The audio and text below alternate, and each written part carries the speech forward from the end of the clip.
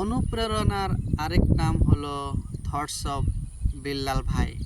আমি জানাই thoughts of Billal ভাইকে শুভেচ্ছা, স্বাগতম।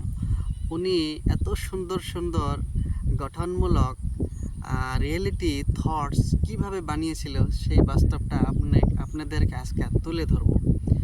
আমি প্রথমে থটস অফ বিল্লাল ভাইকে আমি স্বাগতম জানাচ্ছি, ধন্যবাদ জানাচ্ছি।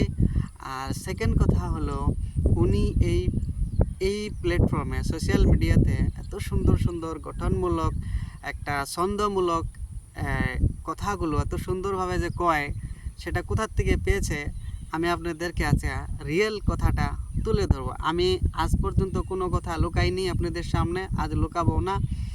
তবে যদি থটস অফ বিল্লাল ভাই দেখে থাকে আমার ভিডিওটা, ওনাকে আমি সরি বলছি যে আপনার কথাটা আমি বলে দিচ্ছি। আসলে উনি চ্যাট জিপিটি একটা অ্যাপস আছে যেটা নাকি এআইয়ের মাধ্যমে আর্টিফিশিয়াল ইন্টেলিজেন্সের দ্বারা তৈরি। এটাতে আপনি যা কিছু ছোটোখাটো একটু কমেন্ট করবেন, উনি ভালো করে সাজিয়ে আপনাকে পাঠাবে, ভালো করে সাজিয়ে দিবে।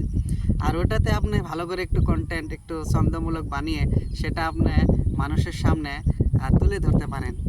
আর এইভাবেই উনি চ্যাট জিপিটির সহায় নিয়ে উনি এগিয়ে গিয়েছে, এটাই সত্যি।